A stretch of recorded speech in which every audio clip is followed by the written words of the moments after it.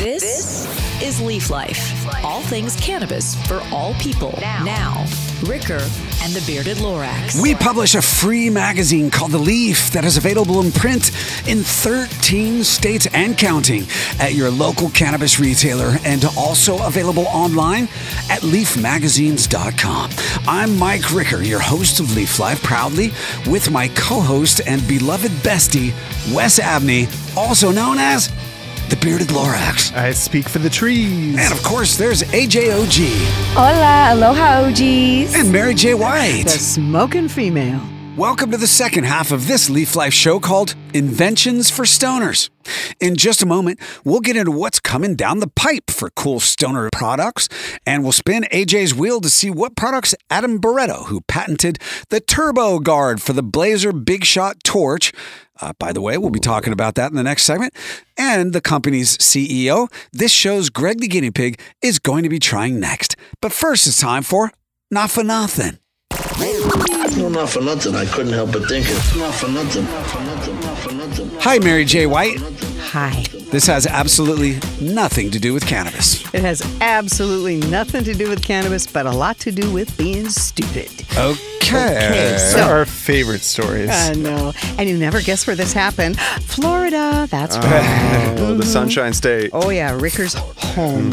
So, investigators were called to Rick's Reef. Ricker's Reef. Yeah, Ricker's Reef. That's in St. Pete Beach. Yeah, St. Pete Beach. Anyway, it's in Florida. Some fucking No, listen, St. Pete Beach is a really fun beach. Oh. Yeah, Okay. it's Noted. St. Pete is like the new hot spot in Florida. Okay. Oh, yes. Literally, Mary. it's pretty hot down there right now. Well, it's muggy. Yeah, that's true. You'll get mugged. Alligator weather. Okay, there was a female subject yelling at customers, okay? And this is not good. We don't do this. So the woman in question was Sarah Ann Cochera, 46.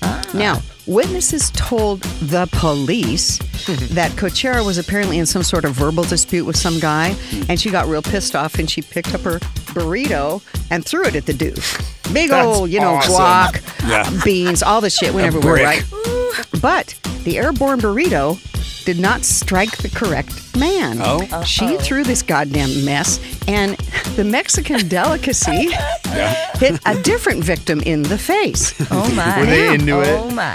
Apparently not. The victim did not like the goo I on mean, I'm his just face. saying, if you're going to throw Did it something have- at me, Did it have Make it a guac and sour burrito. cream? I just want to know if it had guac and sour cream. Guac and sour cream. Because that's a whole nother offense. And this is a whole big, it's like, anyway. I'm salivating. Turns out this fine gal, she was arrested last month for allegedly punching her 66-year-old boyfriend in the face. Oh my. And at that point, the cops were also called because he had big red marks over his eyes. And anyway, so she's in trouble. She's violent. She's a violent lady, and she needs to keep her guacamole to herself. Totals. So that's what I'm saying about that. Wow. This is the best burrito. And where was this? That was a is St. in Pete, Florida girl. Florida. Okay. Be Yeah. careful with around burritos in Florida. Noted. Exactly. Noted. Careful around most things in You know, Florida. here's the thing about South Florida, Florida in general, there's not really good Mexican food. Oh. It's all Cuban, bro. Cuban. right. Yeah. The Cuban food is Okay, out of Puerto Rican, hand Cuban. delicious. So Yeah. good. But, you know, you can't find really authentic Mexican food down there so much. Now you go to Southern California, on the Lots. border, it's everywhere, and it's absolutely gorgeous. Angry burritos. at Yeah. least if she throws a Cuban coffee at you, it's just a shot. Yeah.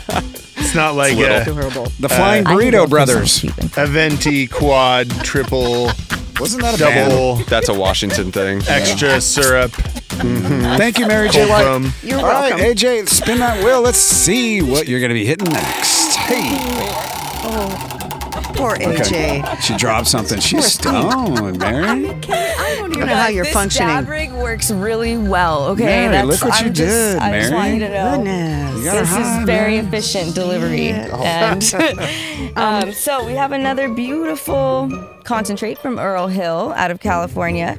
Creme brulee. Ooh, yum. Creme brulee. Delicacy. It's French. Creme brulee.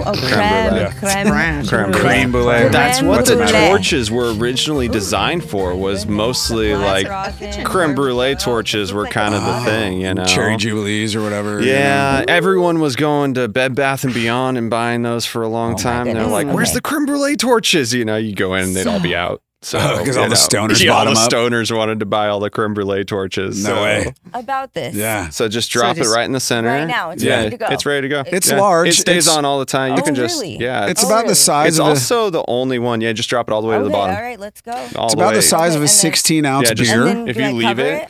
Oh, yeah, there you go. There Yeah, and then this just covers it because it's actually pulling air from down below. So it actually has the holes at the bottom of the banger. And so it's pulling all that air in from like where the fins are. And that's what creates that vortex. It does. Yeah. Evan Shore's the one that makes the quartz for it. And he has created those auto spinner holes. So it pushes all the oil down the walls to the bottom of the banger and then spins it into the center so that you get the most efficient hit. And how's that taste, AJ? I really appreciate the flavor profile, actually. I appreciate how I can taste all the terps that are hitting first. But the temperature is what, because on my throat, it's like, it feels soothing instead of like it's burning or it's harsh, you know. I actually feel a soothing effect. And you know, I've always wondered that about concentrates because essential oils, there are vaporizers for essential oils and some of them do soothe your throat. So I didn't understand why that was happening all the time with concentrates, but now I'm learning that it's all about dialing it in like perfectly. It is, and it's like that consistent dial in, you know? What temperature is that thing hitting? That right now is hitting at about 480. Perfect. So, yeah. For rosin. It is. And 3 hits out of that. Yeah. That's a bomb. Yeah, because it was a nice little fat piece, but 3 hits is pretty solid. So still going. Tell me about the torch and how you invented the guard. So what's the official name of it? It's called the Turbo Guard. Got it. And Blazer purchased those from me right after I made them. Maybe 2 weeks, 3 weeks after I put them on Instagram. I sold several hundred right away. And then they hit me up and they said, "Hey, can we buy those from you?" And I said, "Do you want to license it from me and just, you know, use my patent?" And they said, "No, actually, can you just produce them for us? We really like the quality that you're doing." And I said, "Okay, that sounds great." So they started purchasing them from me, you know, a couple thousand at a time, and selling them to all of their smoke shops, which was great because then I didn't really have to do a lot of legwork as far as actually getting product into smoke shops because they were already there. So, and that helped a lot. And also made an agreement with them to add me to all of their advertising and stuff to say that it was my product, not theirs. So when we talk about what's coming down the pipe, what do you see in the near future and the distant future as far as inventions for stoners? So I think the evolution of this is probably going to be the dab lounges are going to start popping off more. And this, I have some other attachments for where you can use it hookah style. So you can have multiple hoses coming off of it and then be able to have 4 or 5 people taking a hit at a time. Huge. And then also being able to have 3 or 4 actual rigs hooked up to the magnetic connection so that people could have their own rigs if they want and just snap it on and be able to have 5 or 6 heated up at the same time. Like a universal. Yeah. That's awesome, you guys. So thank you. I see that happening. That's a good vision. And then in the distant future, I don't know. The distant future is a bit hard to determine since it's been moving so fast, but I feel like the dab lounges will determine how a lot of other people decide that their consumption is going to be. So I think maybe having some smaller versions where people can take little dabs, because I know that a lot of tolerance for people that smoke flower a lot is not going to be the same as people that want to take a full-size dab. So we'll probably make some smaller versions that are easier to put in your pocket. Is the decade of the torch over? I wouldn't say the torch is really ever going to be over. because people still use torches to light, the blunts. People really like them for lighting blunts and things like that. Big blunts or like a Cannagar. Yeah. They say you need a torch. Mm-hmm. You shouldn't use a lighter. Exactly. So it is easier for that. So I feel like the torch will stick around. I do think that for concentrates, the torch is probably going to go the way to the grave eventually. So why would you want flame and a banger that you have to heat up if you can do that without the flame? Yep. I mean, it was the part that scared people. Like in the news stories, it was. 10 years ago, they're like, and you need a torch to smoke this new form of marijuana. And that's what freaked people out. It scared people. I mean, they had backpack torches and shit with the propane on your backpack. People are walking around like that at festivals. Literally. Heating things to red hot. And not to mention like having children around and those type of, pieces of equipment for your sacred stash. It kind of takes the energy and shifts it a little. I do feel like this does feel so elegant and classy, and then it feels like it would be sacred to me because, it's all dialed in. It's like ready to serve me when I need it. That's how I feel, Oh, well, thank you. Yeah, it is it's the only one that you can leave on for 2 or 3, 4 hours at a time because it'll stay on for about 2 hours on battery. But if you plug it in, you could just leave it on all the time if you want it. But why would you want it on all the time? So that you can go take a dab whenever you want. Some people just want it ready. That's true. But how long does it take to get ready? Only about 2 minutes. So so you could turn it off, conserve energy. Okay, I'm all about conservation. I think you just sold one, Adam. Oh, I think this thing over here might need one. So what about other forms of cannabis? What about, edibles? Any cool inventions that are changing the game in that perspective, or topicals? I think the science behind edibles has come a long ways, and I think that it's continuing to evolve. So I'm really curious and hopeful that people will have better ways of dosing it as far as the CBN, the CBD, the THC. People will figure out the combinations that work best for them. And I think that that's going to be really key as far as different ingredients that people add to different styles of cooking. So I'm hoping that we see the culinary side of things kind of take off where maybe they'll allow restaurants to have, different versions of this. We serve wine and we serve hard alcohol when we have food. Why don't we have any restaurants? I mean, because of the laws, but why eventually would we not have restaurants that are offering different versions of cannabinoids with their food? So the lounges will lead the way. Yes, the lounges will lead the way. As a cannabis chef, just let me say one little tiny thing. Yes, no, Mary. I'm kidding. The distillates are kind of bullshit. If you are going to be cooking, if you're making your own edibles, a lot of people just want to put a whole bunch of THC in there, or a whole bunch of CBN. It's bullshit.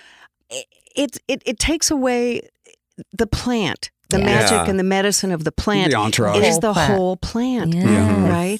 So many. I saw Tell him, Mary. Well, Martha fucking Stewart was on the other day saying, "Oh, all you got to do put in your brownies is put this distillate." And I'm like, God damn it, Martha! Don't be doing that. Don't be doing that shit. She's a crook. We all know. No, I love Martha. We love her too. We do. We love our crooks. What are you talking about? We love our crooks. I love her. But just we love them all. And in terms of the edibles in the future, I really hope people get away from this distillate crap and use the whole plant. For you new listeners, newcomers to the cannabis space, know that distillate is just high THC. Most of the time, companies will reintroduce botanical terpenes to give it somewhat of an entourage effect. But the better selection is always indigenous terpenes that come with the plant. Yes. You get a better feeling. It lasts longer. So, try to stay away from distillate if you can. If you're on a budget, that's probably what you're looking at. But, it really is a comparison of like Miller Lite against a craft beer. You want the craft beer, but a lot of people like their Miller Lite, man. All right, There's a place for everything. There's a place for everything. Yep. Now it's time for you, brother, to play Don't Tread on My Trademark. Ooh. Oh, here we go. You think you own your own name? It's a registered trademark. Think again. Didn't copyright it. Lost millions. It's time to check the fine print. This is Don't Tread on My Trademark. All right, we haven't played this one in a while. I like this. We played this one time, Mary. Oh. Yeah. Was it This fun? is the second time ever? That was this is the second time ever.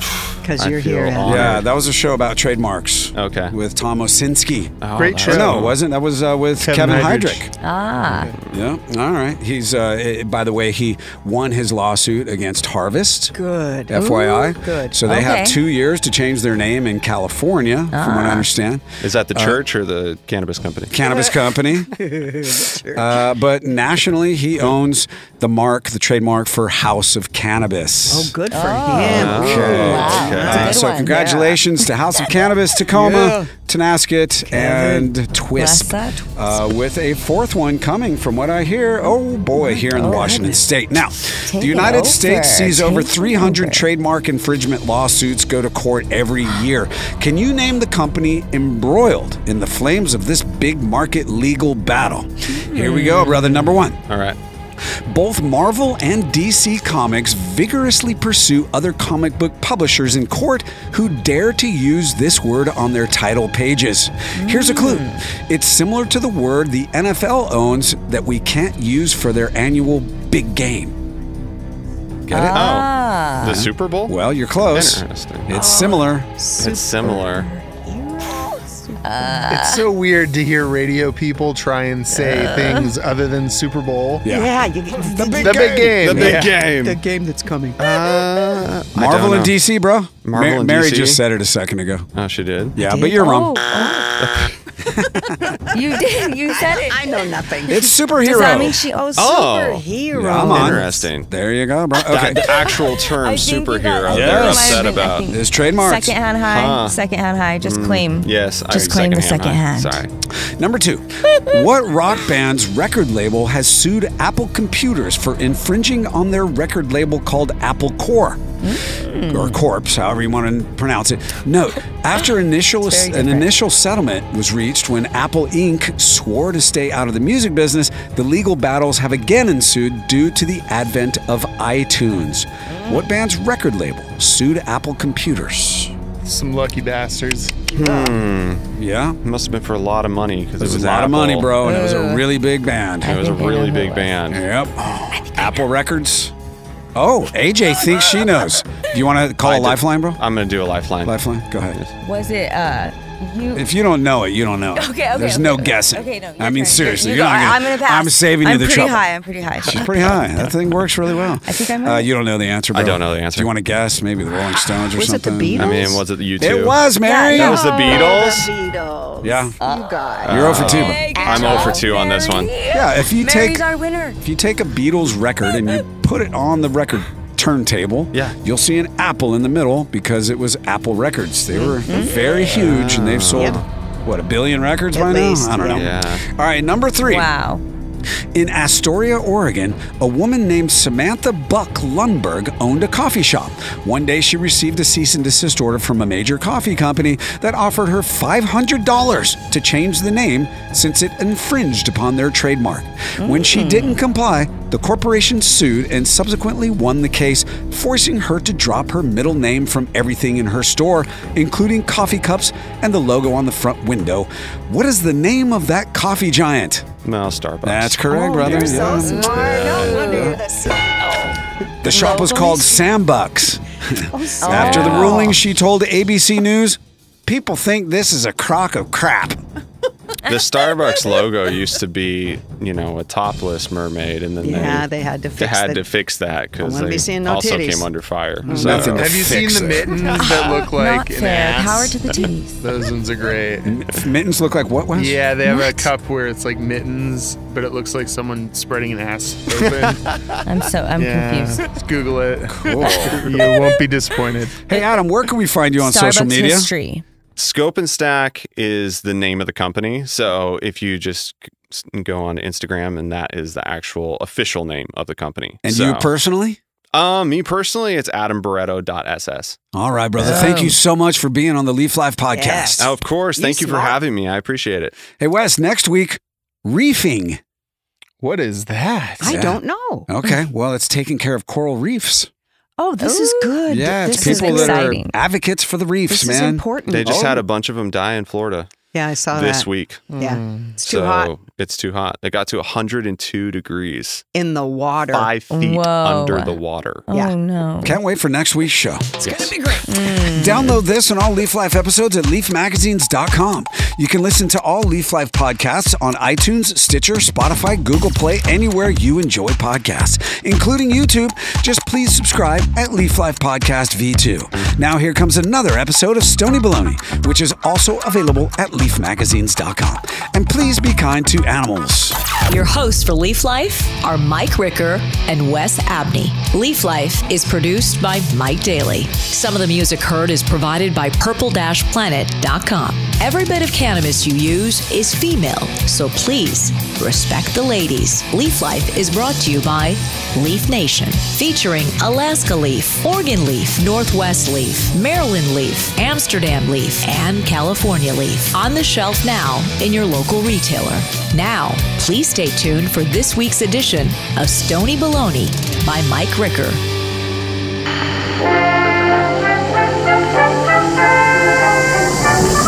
Stony Baloney by Mike Ricker.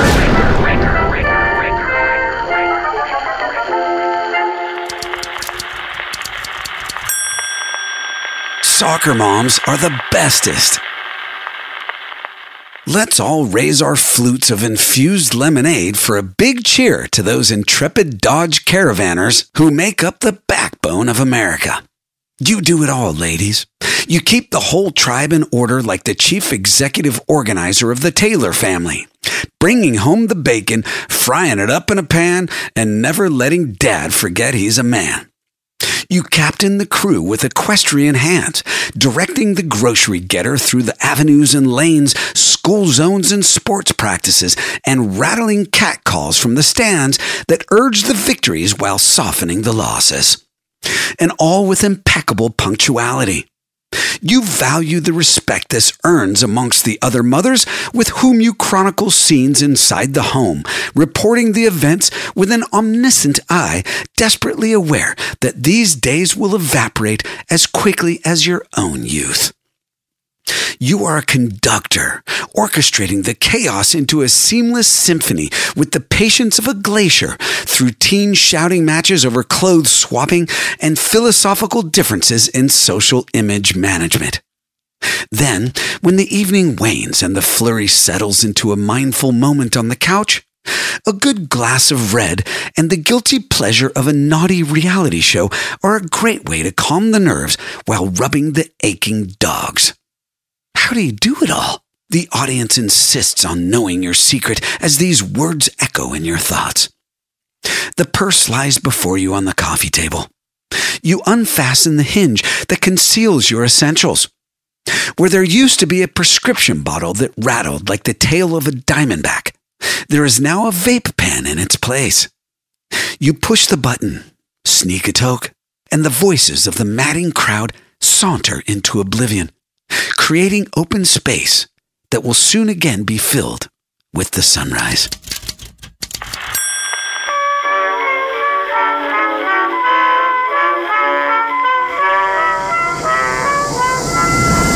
Stony Baloney.